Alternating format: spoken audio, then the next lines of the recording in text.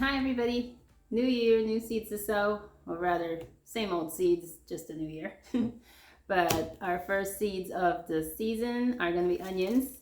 I have two varieties, same ones I did last year, the Utah yellow sweet Spanish and the red or Cabernet onions.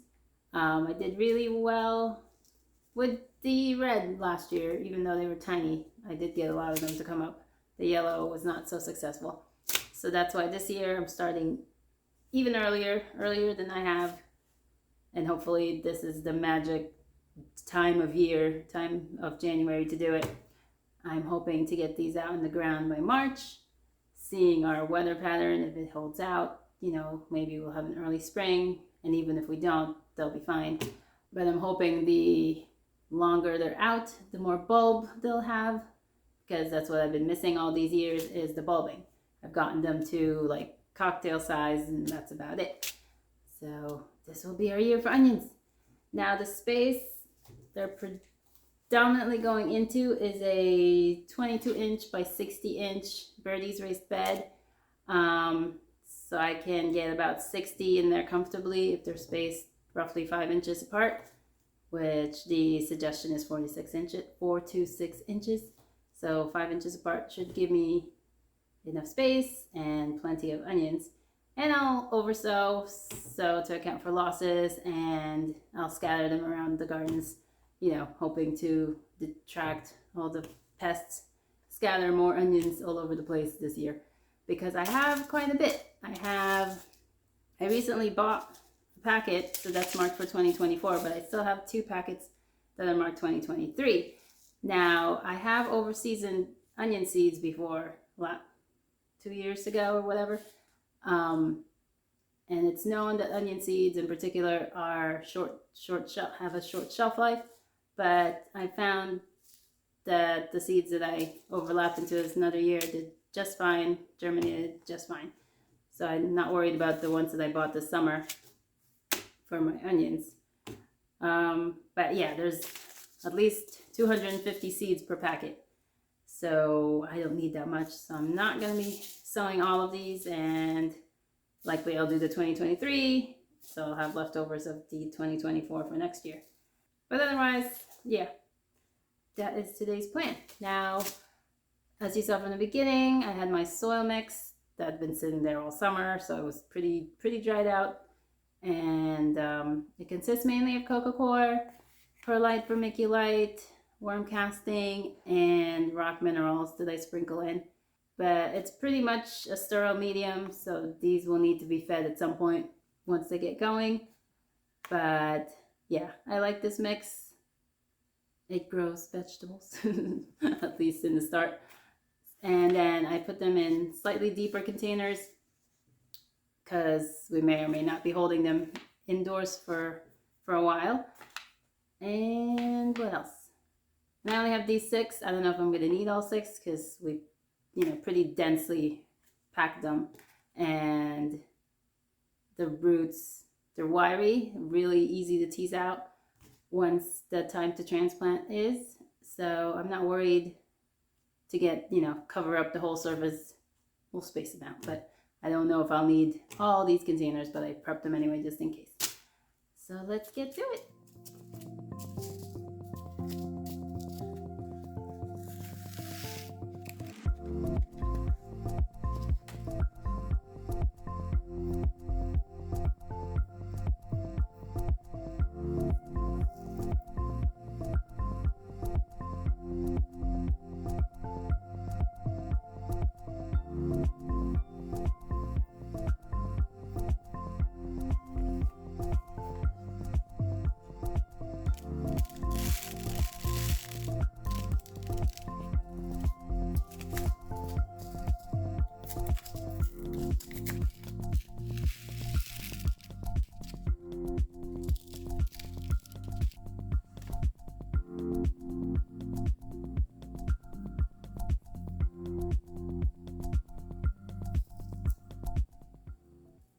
So there were 250 MI Gardener seeds in the packet, says.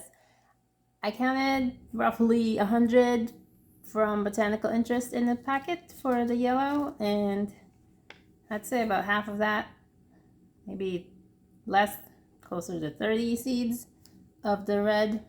I keep saying red, the Cabernet. So they go by weight in with Botanical Interest versus, I guess, count by M.I. Gardner. So I'm not gonna have, I'll have plenty of the Cabernet, just they'll probably fill the whole bed.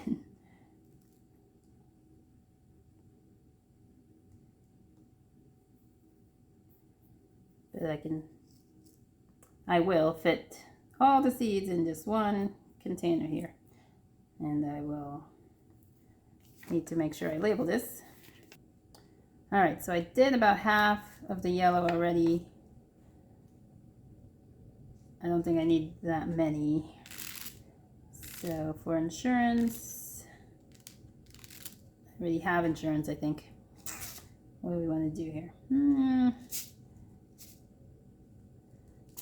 I'll do another one.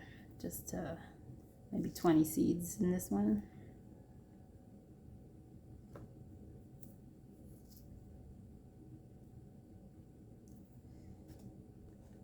The packet says 1/4 inch depth, so I'll come in and top this off with some more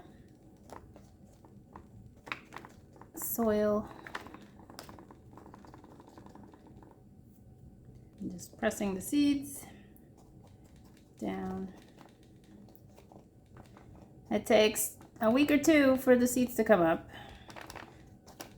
so don't get discouraged. In this early time, I'm going to just put this on the windowsill.